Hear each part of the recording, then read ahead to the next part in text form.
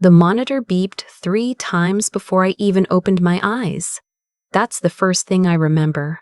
Not the pain, not the lights, not the antiseptic smell that coated the back of my throat. Just that steady mechanical beep, like something counting down instead of keeping time. And then I turned my head, and I saw the empty chair beside my bed. He hadn't come. The nurse, a woman with close-cropped gray hair, and the kind of calm that only comes from decades of watching people fall apart, was adjusting something on my IV when she noticed I was awake. She gave me a small smile, the practice kind, the one that says I've seen this before and I won't pretend otherwise.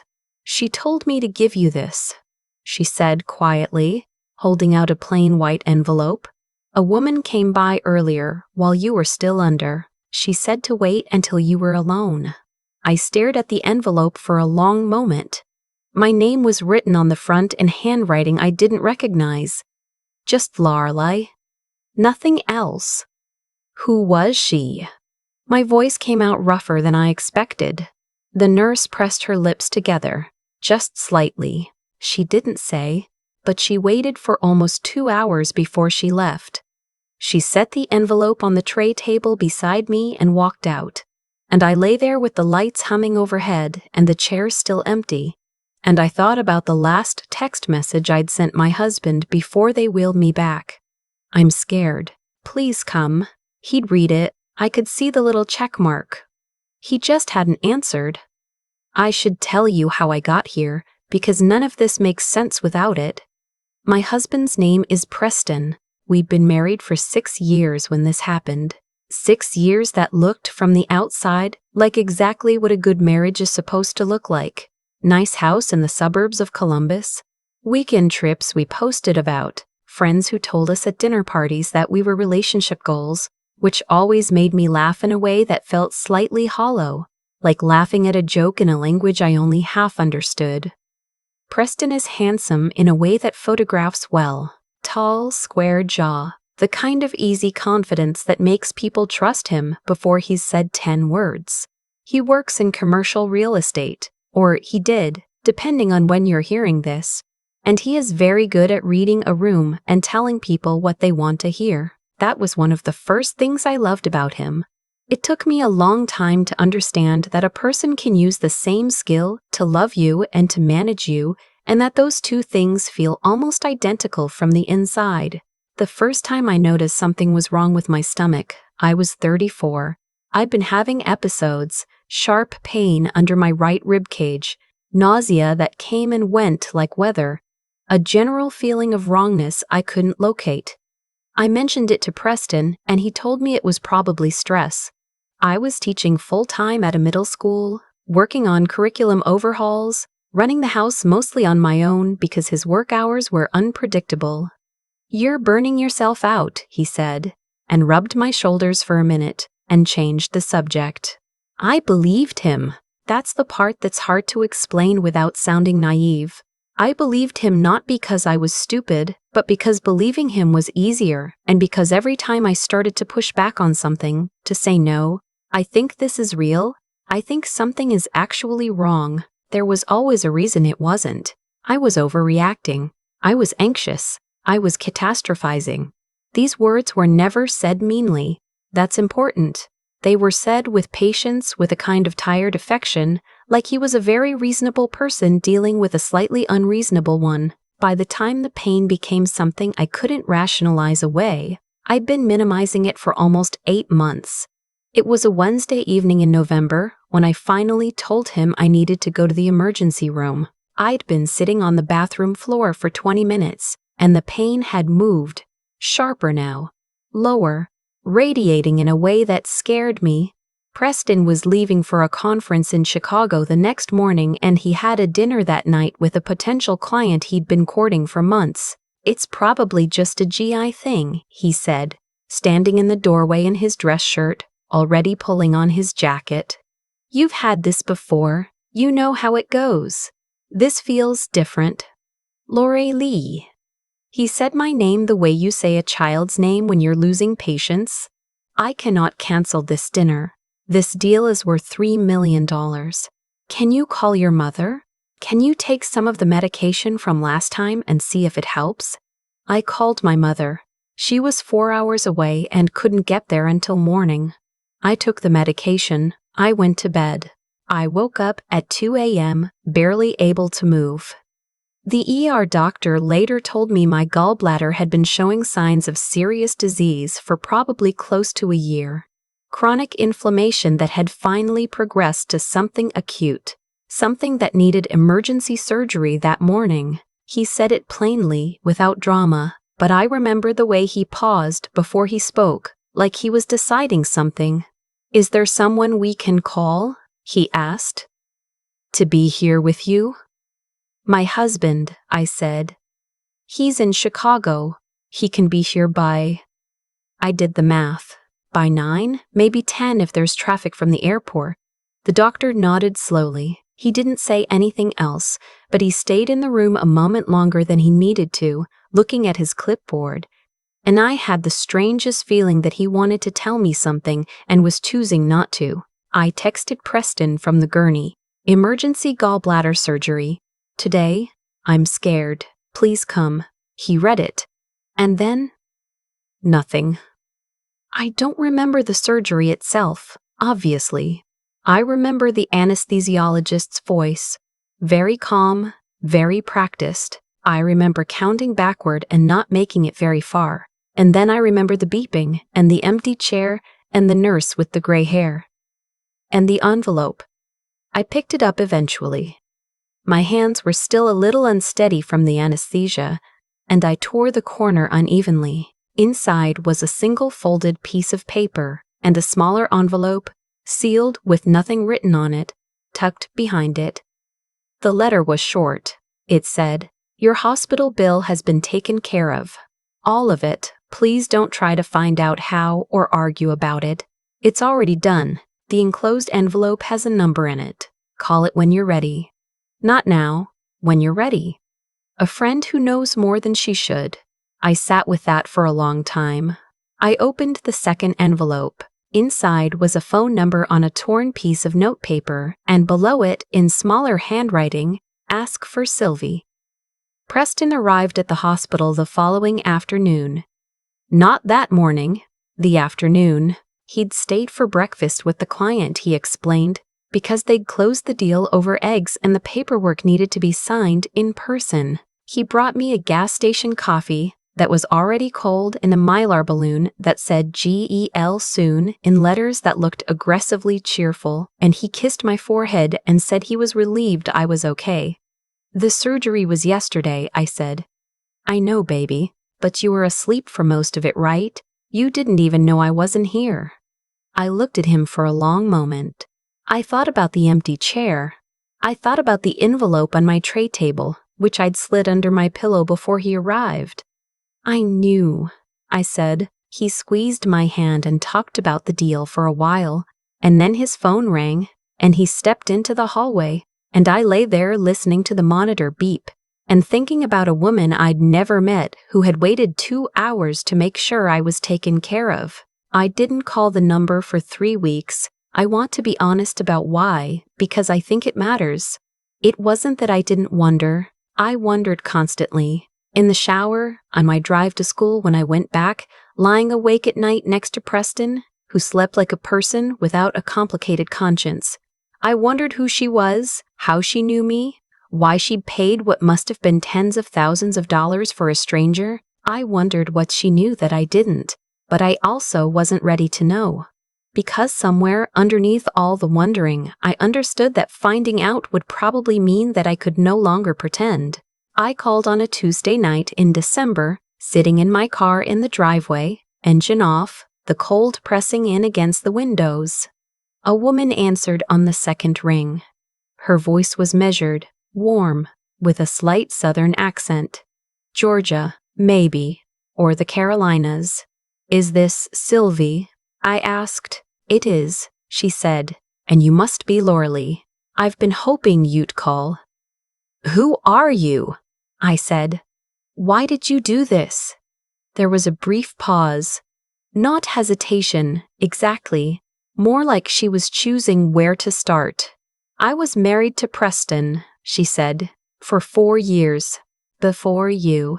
Her name was Sylvie Beaumont, and she was 41 years old, and she lived in Asheville, North Carolina, where she ran a small event planning business she'd built from nothing after her divorce. She was direct in a way that I found both bracing and deeply comforting, like cold water when you didn't know you were overheated. She told me what she could over that first phone call, which lasted 2 hours and left me sitting in a dark driveway until nearly midnight. Preston had done to her with remarkable consistency everything he'd done to me, the subtle erosion of confidence, the way her concerns always became evidence of her instability rather than his behavior, the isolation, not dramatic, not obvious, just gradual, like a frog in water that heats so slowly you don't notice until it's dangerous. And then, a health crisis she'd navigated almost entirely alone because he'd been, that particular weekend, at a conference in Nashville. She'd had emergency surgery, a ruptured ovarian cyst, and he had sent her a text that said, "Thinking of you, let me know how it goes," which she had kept on her phone for 2 years as a reminder of exactly who he was. "I thought I was the only one for a long time," Sylvie said. "I thought it was just that I had chosen badly or that I was the problem. It's a very lonely feeling, believing that." "How did you find out about me?" I asked. "His sister," she said. "We stayed close after the divorce. She didn't tell me much. She's loyal to him in complicated ways. But she told me enough. And when she mentioned you'd had emergency surgery and he'd gone to Chicago anyway," she paused. "I'd been setting that money aside for 3 years. Not knowing if I'd ever use it. Just knowing that if I ever found out he'd done it to someone else, I didn't want her to wake up alone in a hospital room and also have to worry about a bill." I pressed my palm flat against my leg so she wouldn't hear my hand shaking through the phone. "You paid my hospital bill?" I said. "You don't even know me." "I know him," she said simply. That was enough. I didn't leave Preston immediately. I want to be clear about that because I think the stories we tell about this kind of thing often skip over the middle part, the long, slow, unglamorous work of actually understanding what's happened to you and deciding what to do about it. I went home that night, and I lay next to him, and I thought about everything Sylvie had told me. And in the morning, I got up and made coffee and drove to work and taught 32 eighth graders about the American Revolution, and none of them knew that I was, in some quiet internal way, also in the middle of one. Sylvie and I talked twice a week after that. She never pushed me. She'd been through it herself, and she understood the pace of it, the way you have to let your own mind catch up to what you already know, somewhere deeper than thinking. She also, carefully, told me things I needed to know practically, about documenting finances, about what to look for in a family law attorney, about the importance of not tipping him off before you're ready. "He's smart," she said once.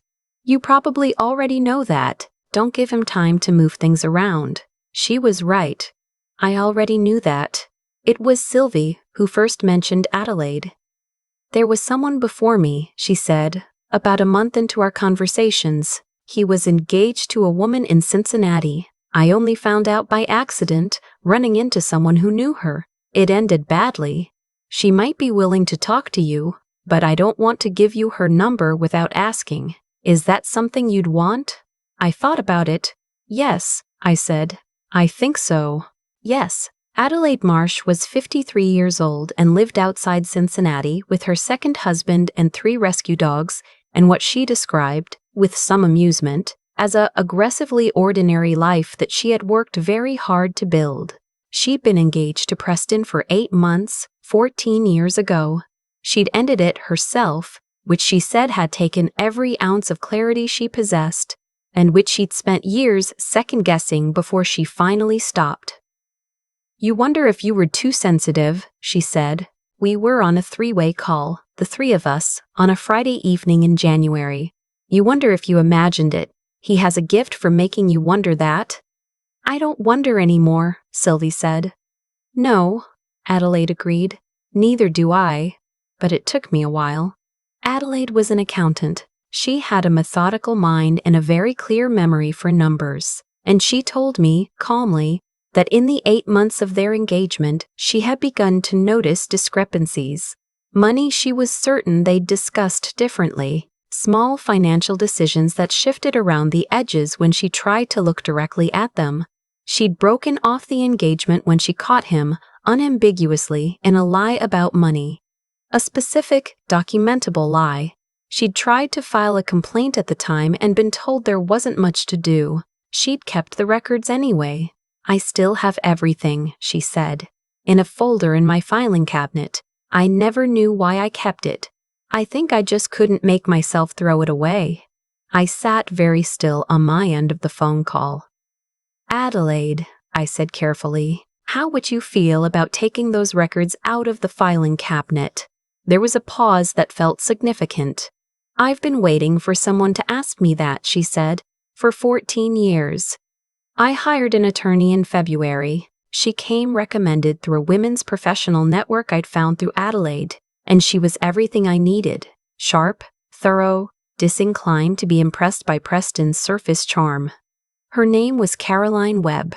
She had an office in downtown Columbus and a reputation for being very good at her job and very unbothered by difficult men.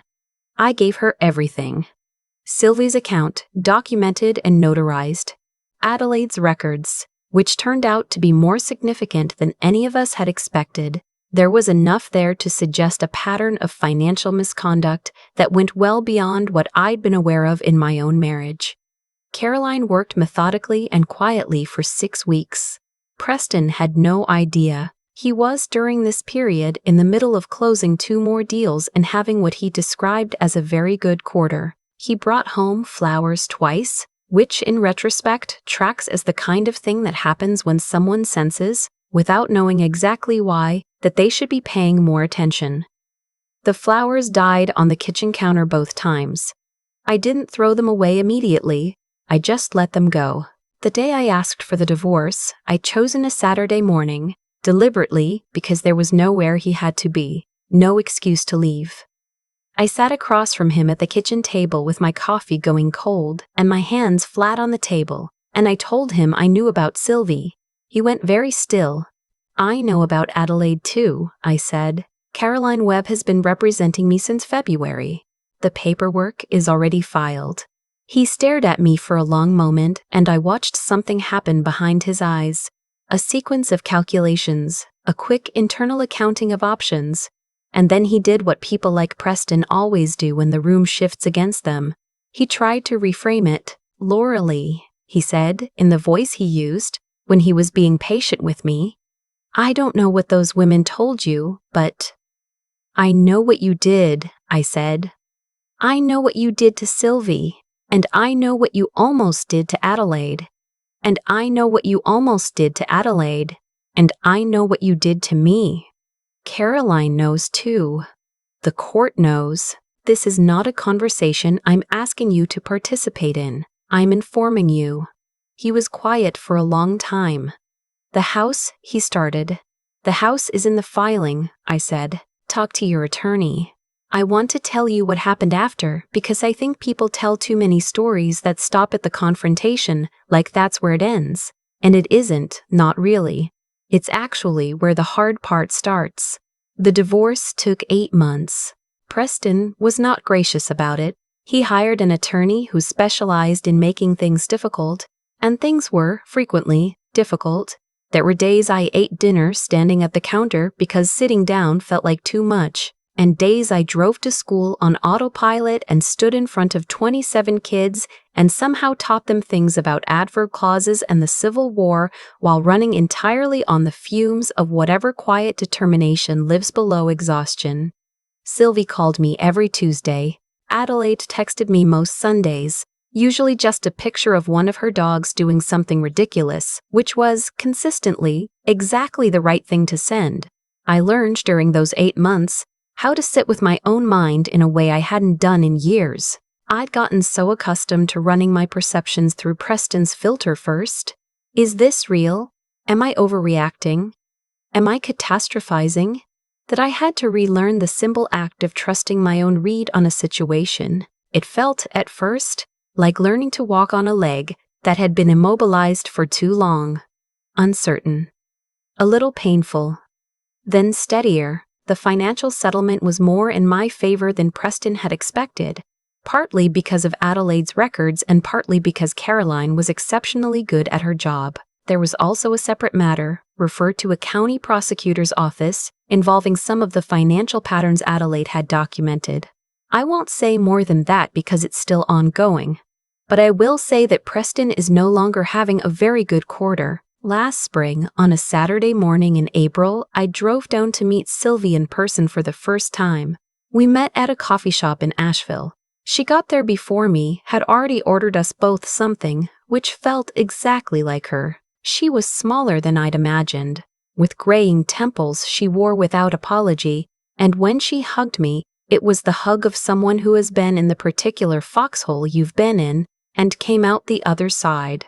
Adelaide drove up from Cincinnati. The three of us sat at a corner table for almost 4 hours. We talked about everything, about what it had been like, about what we understood now that we didn't then, about the particular loneliness of being inside something that looks from the outside like a perfectly reasonable life, about the doctor who had paused at the foot of my bed before asking if there was someone he could call. And I'd thought about that pause many times because I think he'd seen it before, that specific kind of absence. The chair that should have been occupied. At one point, Sylvie said, I used to wish I could go back and warn myself, stop myself from marrying him. I don't, Adelaide said, which surprised me. Why not? Adelaide thought about it. Because then I wouldn't have eventually stopped, she said. And I don't think I would have learned to stop any other way. The path I took was the path I took. Sylvie was quiet for a moment. I think I'm getting there, she said. I thought about the envelope. About my name written on the front in a stranger's handwriting. About waking up in a hospital room with the chair empty and something I didn't understand yet waiting for me on the tray table. I'm glad she waited, I said. Whoever she was before she became my friend. I'm glad she waited 2 hours. Sylvie looked at me. Her eyes were bright. I'd have waited longer, she said. I'm back in Columbus now. Different apartment, smaller, quieter, with a window over the kitchen sink where I grow herbs that are mostly surviving. I teach the same 8th graders, different year. I went back to therapy, which I'd stopped during the marriage, because Preston had a way of making it seem unnecessary, and it has been the most useful thing I have done for myself in a decade. I think about those 8 months a lot, about what I allowed because I was told, patiently and persistently, that my instincts were the problem rather than the thing they were pointing at. There's grief in that, and I don't think I should rush past it. Because the grief is part of understanding it. But there's also this. A woman I didn't know walked into a hospital, found a nurse, handed over an envelope, and sat in a waiting room for 2 hours on the chance that I might need to know I wasn't alone. That's not a small thing. That's not nothing. I have heard people say that a marriage ending means something failed. And I suppose in the technical sense that's true. But I think sometimes things that look like failures from the inside are actually something else. A door that finally opened, or a window that finally broke enough to let the air back in. I am breathing differently now than I was 2 years ago. That's not nothing either. If you've been told, carefully and consistently, that your instincts are wrong, I want you to hear this. They probably aren't. The people who love you don't need you to doubt yourself to keep you close. That's not love. That's management. And you are not a project. Sylvie texted me this morning. She's thinking of getting a dog. She sent me 3 photos of different rescue dogs and asked which one I thought matched her energy. I told her the second one, the one with the enormous ears who looked slightly startled by the world. She sent back, yes, exactly, that's me. I laughed for the first time this week, standing at my kitchen window, the herbs on the sill. The sun was doing something beautiful through the glass. That's also not nothing. I've thought a lot about cause and effect since all of this happened, not in any grand cosmic sense. I'm not someone who believes the universe is keeping score. But I do believe that what a person does, consistently and over time, eventually builds the world they end up living in. Preston built his carefully. Every small dismissal, every patient redirection of my instincts, every time he let me lie on a bathroom floor and then handed me a reasonable-sounding explanation for why he couldn't stay, those things didn't happen in isolation. They accumulated, and in accumulating, they made a record. Not one I could see while I was inside it, but one that existed nonetheless. What I've come to understand is that intelligence without honesty is just a more sophisticated kind of damage. Preston was smart. I won't pretend otherwise, but he used that intelligence to manage perception rather than to build anything real, and eventually the gap between the appearance of a life and the actual substance of one became too wide to hold together. It collapsed the way things do, and the foundation was always for show, not dramatically, not all at once, but in ways that couldn't be undone. Sylvie understood this before I did. She had lived it, survived the particular fog of it, and then done something I find remarkable when I think about it clearly. She chose to use her own painful experience as a kind of compass for someone else. She didn't have to do that. She could have closed the door on all of it the moment her divorce was final and never looked back, and no one would have blamed her. Instead, she set money aside for 3 years, quietly, without knowing if she'd ever use it, because she understood that the next woman might need to wake up in a hospital room and not also have to face it alone and broke. That's not luck. That's a decision, a very deliberate, very hard, very generous decision made by someone who had earned the right to be selfish and chose otherwise. And Adelaide, keeping those records for 14 years in a filing cabinet, not knowing why, just knowing she couldn't let go of the truth of what she'd seen, that's a different kind of strength. The quiet, unglamorous kind, the kind that doesn't ask for recognition and doesn't make a sound. I think about what it took to maintain that clarity over so many years. To resist the voice that says it's over, move on, let it go, while also trusting the quieter one that said, keep this, it matters. Someday it will matter. She was right. It did. What I want to say, I think, is this: the most important thing I rebuilt, after all of it, wasn't the practical stuff, the apartment, the finances, the post-divorce paperwork that seems to multiply when you're not looking. The most important thing I rebuilt was the habit of trusting my own read on a situation. I had outsourced that function to someone who had reasons to distort it, and relearning it, slowly, in therapy, in conversations with Sylvie on Tuesday nights, in the ordinary accumulation of small decisions I made entirely on my own, was the actual work. The rest was logistics. Courage, I've decided, is mostly just that. Continuing to trust what you know, even when someone you love is telling you patiently and persistently that you don't know it. And wisdom is recognizing, eventually, the difference between a person who challenges you to grow and a person who challenges you to doubt yourself, because they are not the same thing, not remotely, even when they use similar words. I'm not who I was 2 years ago. The herbs on my windowsill are doing fine. Sylvie's dog has enormous ears, and I wake up every morning in a life that is entirely uncomplicatedly mine. That's what I built, and nobody is going to manage me out of it.